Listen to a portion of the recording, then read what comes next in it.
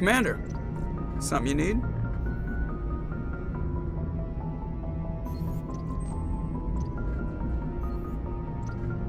I have to go. All right, see ya.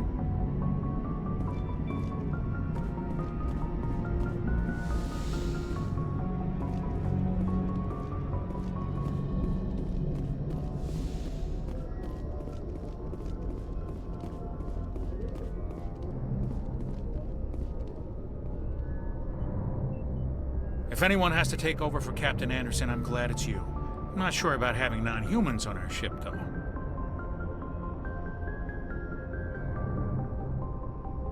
Speak freely, Presley. I want to know if you have a problem with non-humans. It's not that, Commander. Humanity has always handled its own problems. Saren attacked one of our colonies. We should be the ones to stop him. We don't need their help.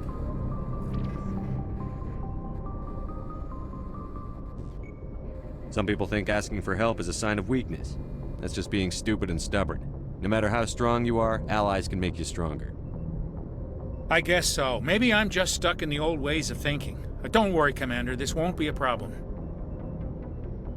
How did you end up assigned to the Normandy?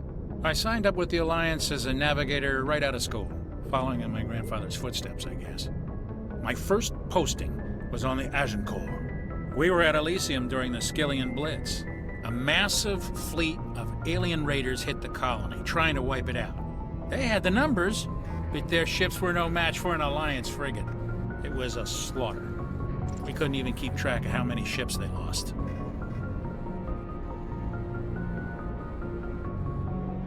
How'd you end up on the Normandy?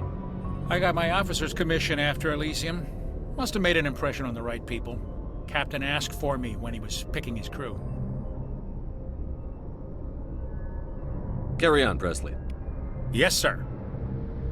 Yes, Commander? Carry on, Presley. Yes, sir.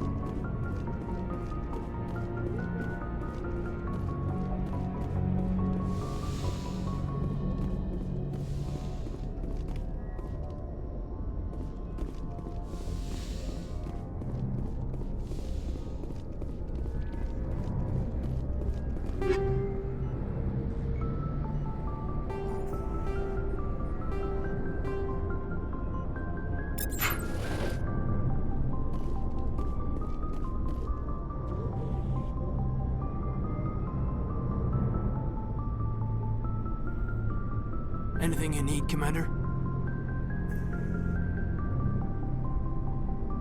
Just trying to get a sense of where the crew's at.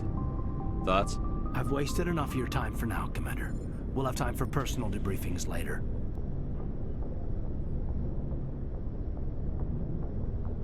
What's your opinion on the last mission? I don't see how we could have done things any better. At least not without getting to Eden Prime sooner. And we were on the scene faster than any other Alliance ship could have been.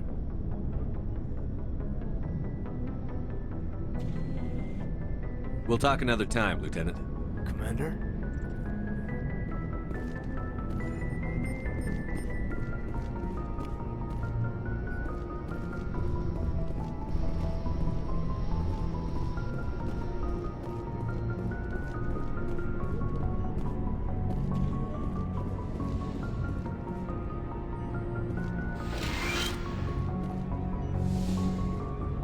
Yes, Commander? Is there something you need? How did you end up serving on an Alliance ship? I enlisted right out of med school. Earth always seemed boring to me. Too safe, too secure.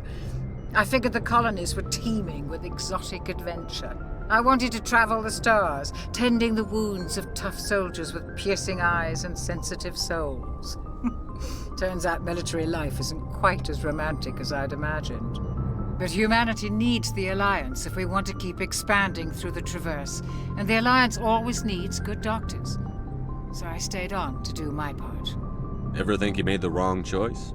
Sometimes I think about opening a private practice back on Earth, or maybe taking a position at one of the new med centers out in the colonies. But there's something special about working on soldiers. If I left the Alliance now, I'd feel like I was abandoning them. How well do you know the Lieutenant? I'd never worked with him before this mission, but he has an impressive service record, over a dozen special commendations. Tends to keep to himself, though. Maybe because of the headaches. It's not easy being an L2. I should go.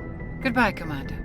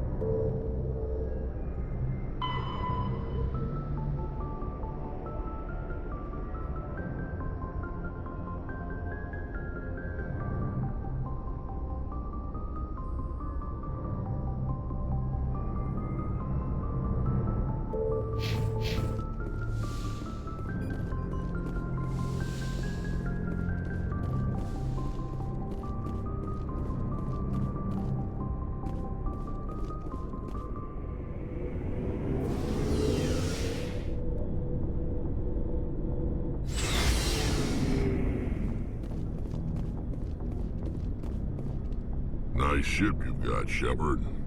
What can I do for you? What's your story, Rex? There's no story. Go ask the Quarian if you want stories. You Krogan lived for centuries. Don't tell me you haven't had a few interesting adventures. Well, there was this one time the Turians almost wiped out our entire race. That was fun.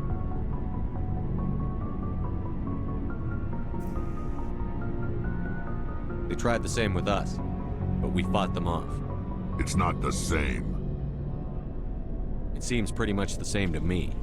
So your people were infected with a genetic mutation? An infection that makes only a few in 1,000 children survive birth?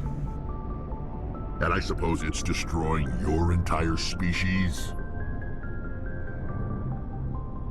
I suppose it isn't all the same. I don't expect you to understand, but don't compare humanity's fate with the Krogan. Sorry, Rex. I wasn't trying to get you upset. Your ignorance doesn't upset me, Shepard. As for the Krogan, I gave up on them long ago. The genophage infected us, but it's not what's killing us. Are your people really dying? We're sure not getting any stronger. We're too spread out. None of us are interested in staying in our own system. Lots of species have left their homes and prospered. But they go to colonize new worlds. We're not settlers. We're warriors. We want to fight. So we leave. Hire ourselves out. And most of us never go back. What can you tell me about the genophage? Ask the Solarians if you want details. They made it. All I know, it makes breeding nearly impossible. Thousands die in stillbirth, and most never get that far. Every Krogan is infected. Every one. and no one's rushing to find a cure. Why don't the Krogan try to find a cure?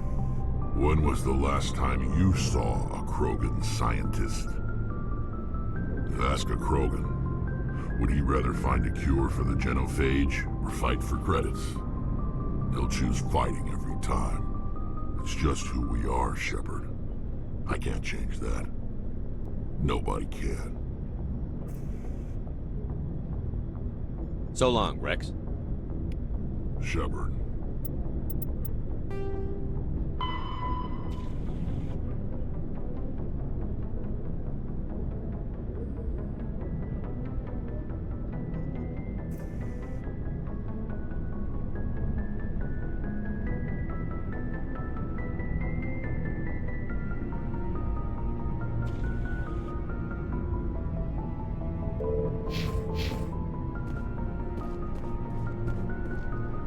Commander? What's your opinion on the last mission? Kinda wish you'd got there sooner, Commander. No offense, I appreciate the rescue. I just wish...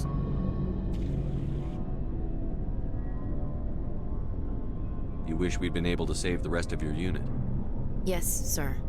If I had been more alert, we wouldn't have been cut down by an ambush.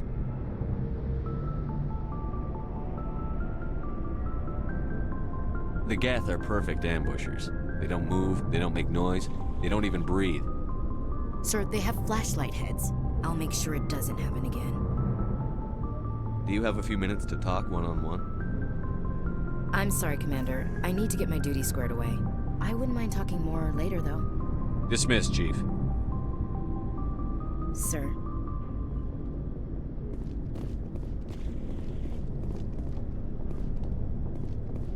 Thanks for bringing me on board, Commander. I knew working with a Spectre would be better than life at CSEC. Have you worked with a Spectre before? Well, no, but I know what they're like. Spectres make their own rules. You're free to handle things your way. At CSEC, you're buried by rules. The damn bureaucrats are always on your back. For the most part, the rules are there for a reason. Maybe. But sometimes it feels like the rules are only there to stop me from doing my work. If I'm trying to take down a suspect, it shouldn't matter how I do it, as long as I do it. But CSEC wants it done their way. Protocol and procedure come first. That's why I left. So you just quit because you didn't like the way they do things? There's more to it than that.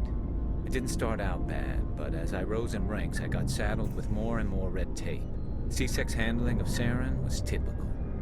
I just couldn't take it anymore. I hate leaving. I hope you made the right choice.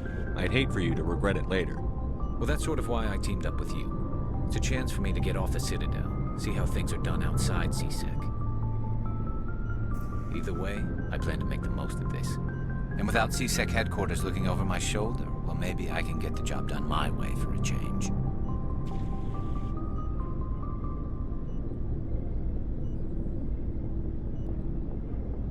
Just do a good job and don't get in my way. We'll get along fine. Don't worry, Commander. I'll keep clear.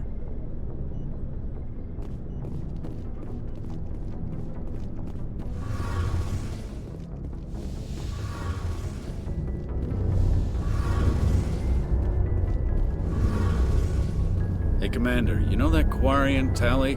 She's been spending all her time down here asking me about our engines. I'll tell her to leave you alone. What? No, she's amazing. I wish my guys were half as smart as she is. Give her a month on board and she'll know more about our engines than I do. She's got a real knack for technology, that one. I can see why you wanted her to come along. I figured she'd be a real asset to the team.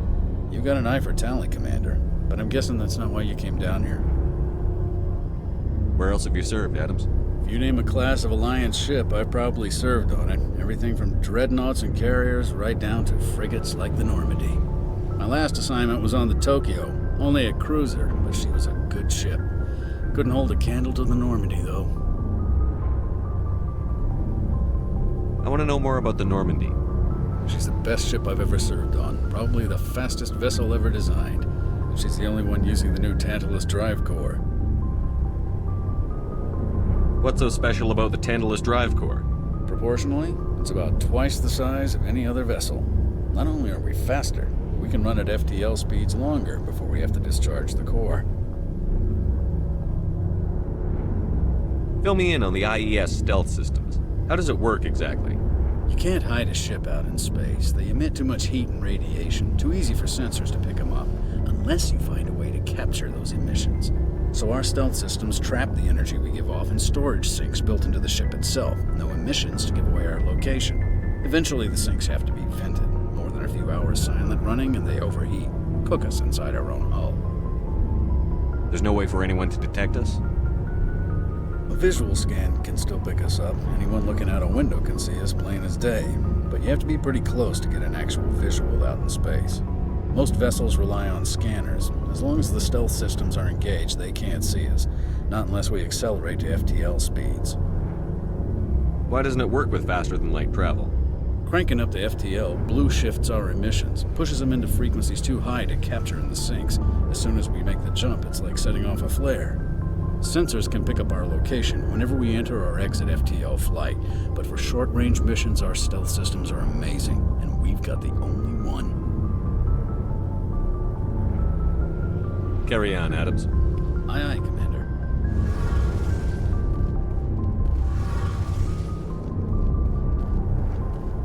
Your ship's amazing, Shepard. I've never seen a drive core like this before. I can't believe you were able to fit it into a ship this small. I'm starting to understand why you humans have been so successful. I had no idea Alliance vessels were so advanced. The Normandy's a prototype. Cutting-edge technology. A month ago, I was patching a makeshift fuel line into a converted tug ship in the flotilla. Now, I'm sitting on board one of the most advanced vessels in Citadel space. I have to thank you again for bringing me along. Traveling on a vessel like this is a dream come true for me. I had no idea you found ship technology so interesting. It comes with being a Quarian. The migrant fleet is the key to the survival of my people. Ships are our most valuable resource. But we don't have anything like this. We make do with cast-offs and second-hand equipment. We just try to keep them running for as long as we can. Some of the fleet's larger vessels date all the way back to our original flight from the Geth. I can't believe your fleet's still using ships that are 3 centuries old. They're constantly being repaired, modified, and refitted. They aren't pretty, but they work. Mostly. We've tried to make ourselves as independent as possible on the flotilla, grow our own food, mine, and process our own fuel. But some things we just can't make on our own. A patch to maintain the hull integrity requires raw materials we just don't have. That's why our pilgrimages are so important. Tell me about your people. Our lives aren't easy.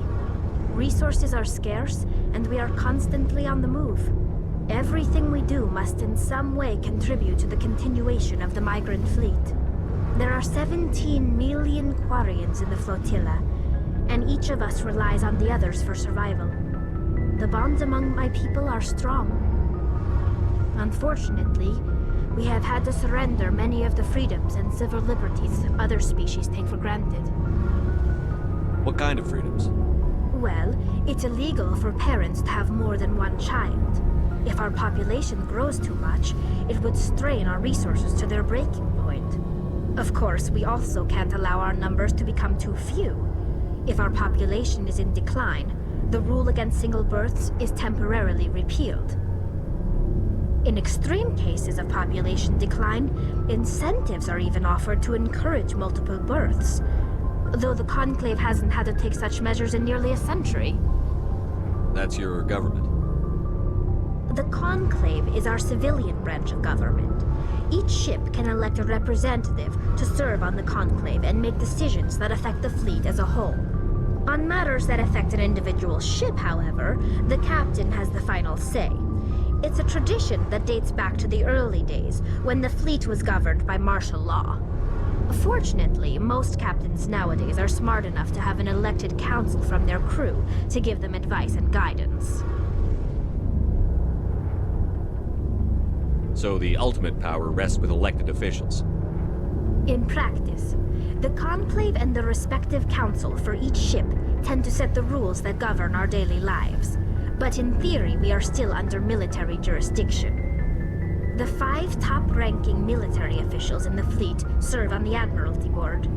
These 5 have the power to overrule any decision by the Conclave in case of emergency. To do so requires unanimous agreement among the Admiralty, and they can only do this once. After that, the entire board must resign their posts. It's a safeguard that served us well.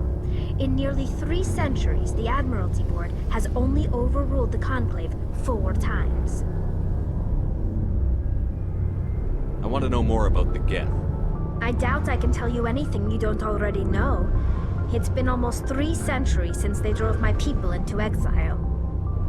All I know is the story of their origins, what they were when we created them, and how they turned on us.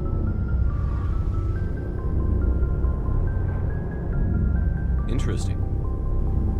The Geth were originally created to serve as an automated manual labor force. Initially, their intelligence was as limited as any VI.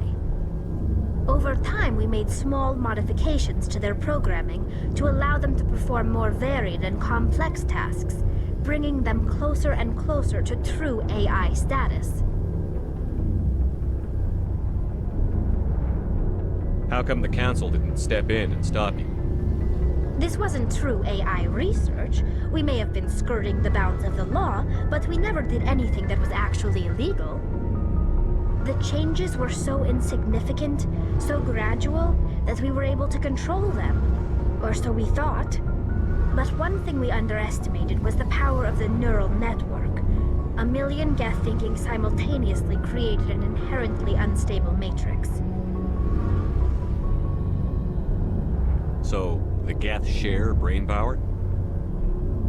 Many of the Geth's logic systems were designed to work in concert with other nearby Geth. Basically, the more of them you have in a group, the smarter they are.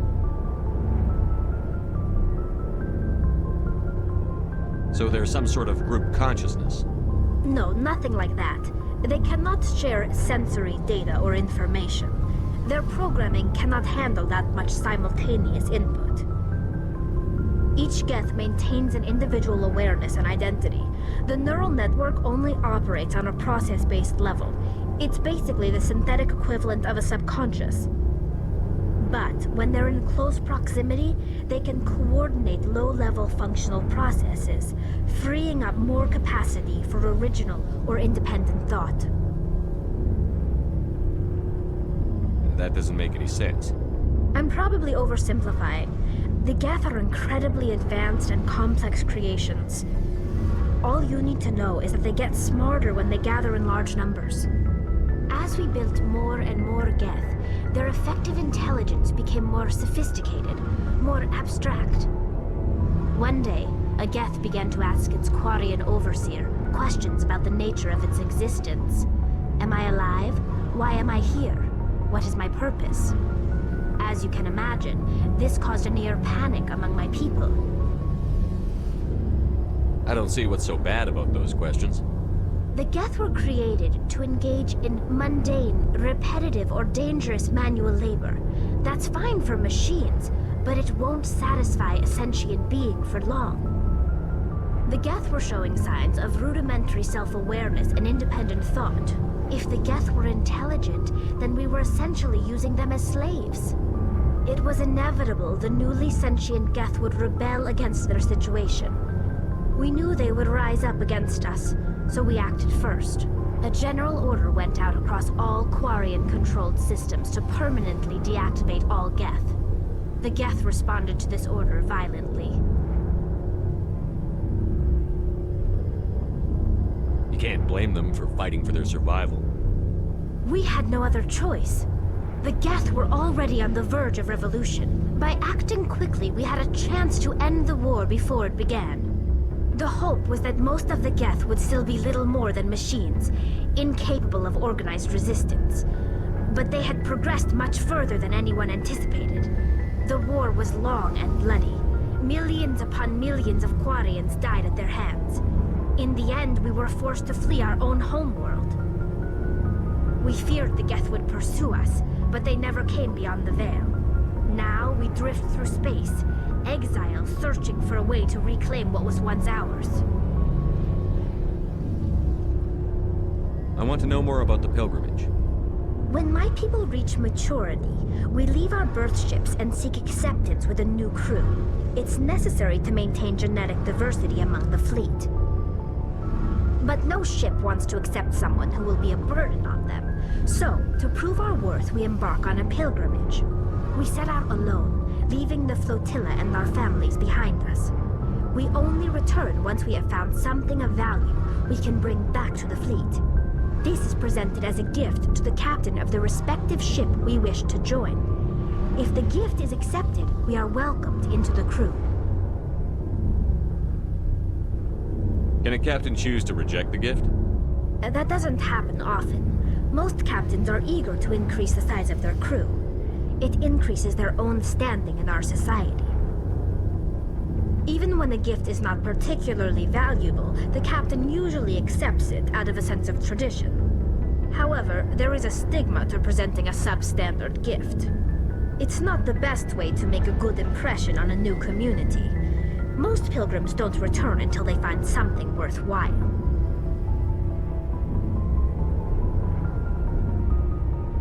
I can't believe they just send you off alone. It's not like they just cast us out. Before we leave, we are given lessons in how to survive outside the flotilla, and given gifts to help us on our journey. We also receive implants to fight off sickness and disease. Generations of living in an isolated and highly controlled environment have left our immune systems weaker than most. By the time we leave the fleet, we are well equipped for the pilgrimage. This is a rite of passage for all Quarians. If it were dangerous, our numbers would suffer. Virtually every pilgrimage ends with a triumphant return and the ritual presentation of the gift to one of the fleet's captains. I want to talk about something else. Like what? I should go. See you later.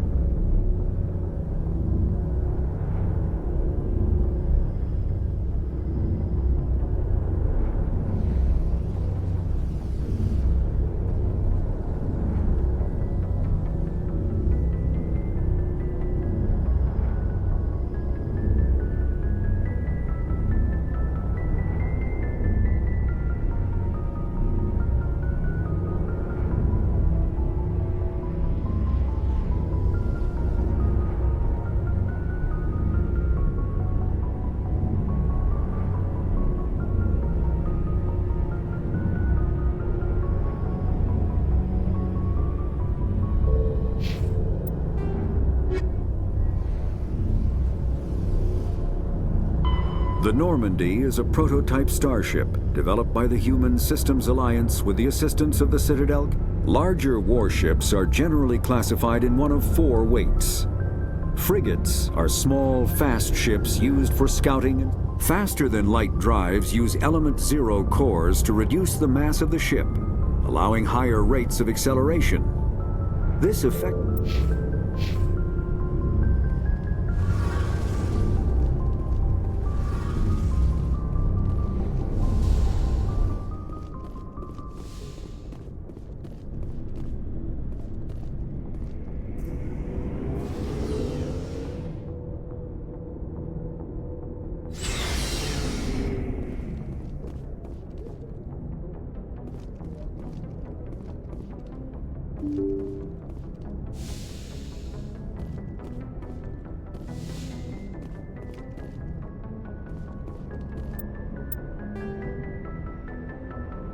Citadel space is an unofficial term referring to any region of space controlled by a species that acknowledges the authority of the Citadel Council. At first, the Citadel...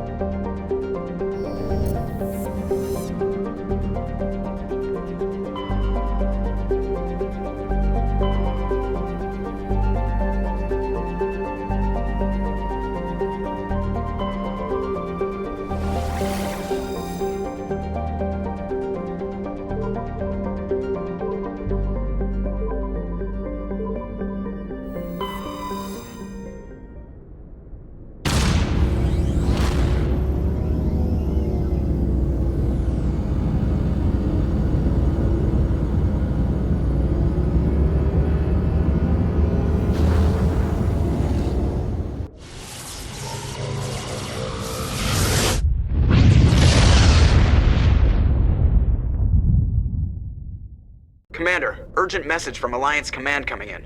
I'll patch it through. Shepard, this is Admiral Hackett from Alliance Command. We've got a situation here, and you're the only one that can handle it. What do you need, Admiral? There's an Alliance training ground where we test weapons and technology in live fire simulations. One of the VIs we use to simulate enemy tactics in the drills is no longer responding to our override commands. It's gone rogue. Are you telling me this computer is thinking on its own? We're not stupid, Shepard. This is a virtual intelligence, not a true AI. It's not self-aware, and it can't access any external systems. We didn't do anything illegal here. Virtual intelligence support is critical to our military success. VIs process thousands of status reports and react in nanoseconds. No human can do that. We need you to fight your way through the training ground of the VI core and manually disable it.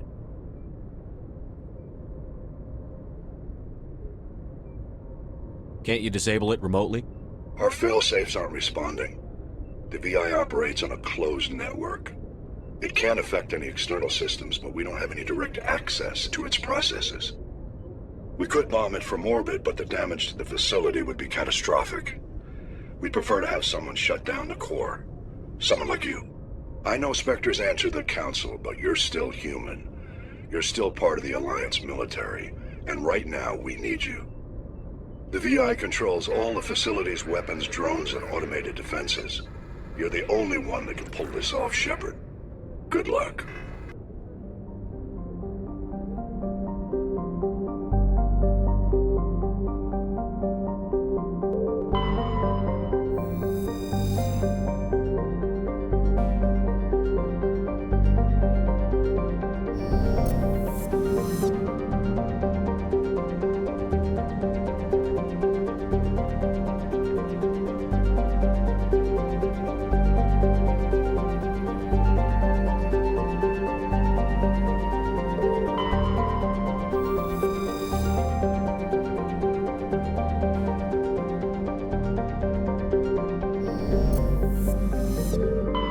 Commander, I'm picking up a signal from the planet's surface. It looks like an automated distress beacon.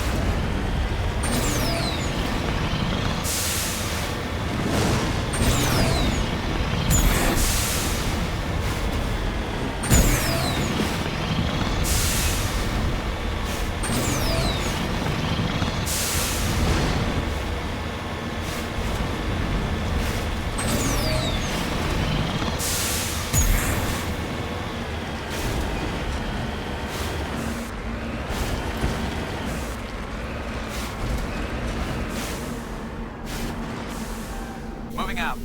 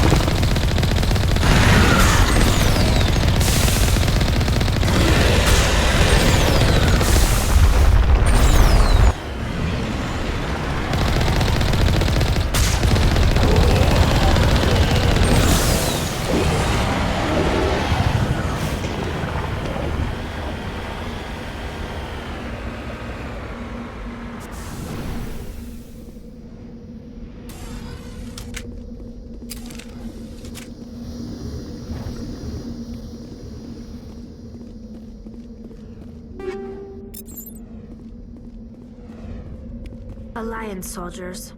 Looks like they were lured here by the distress beacon. You lead. Looks like these men were under Admiral Kahoku's command. He'd want to know what happened here. Just lead the way.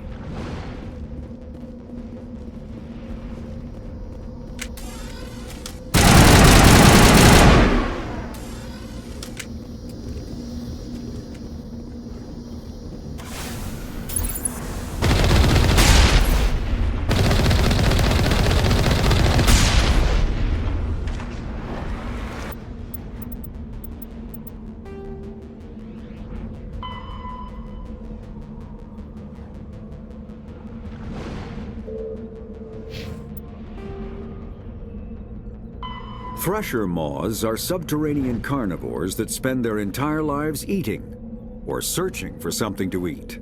Threshers reproduce via spores.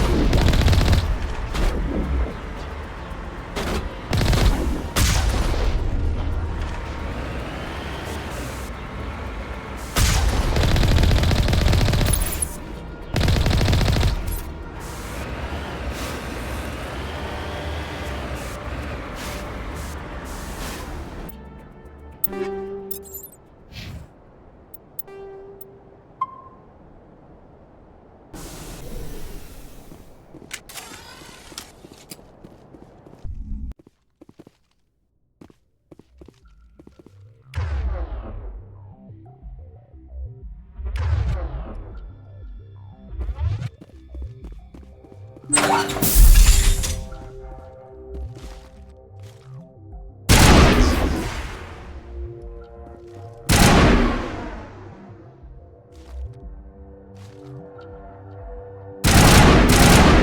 in the hole! I can't see them.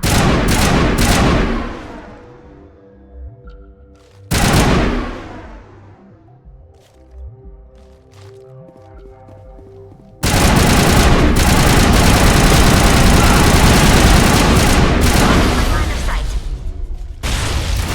Locked off.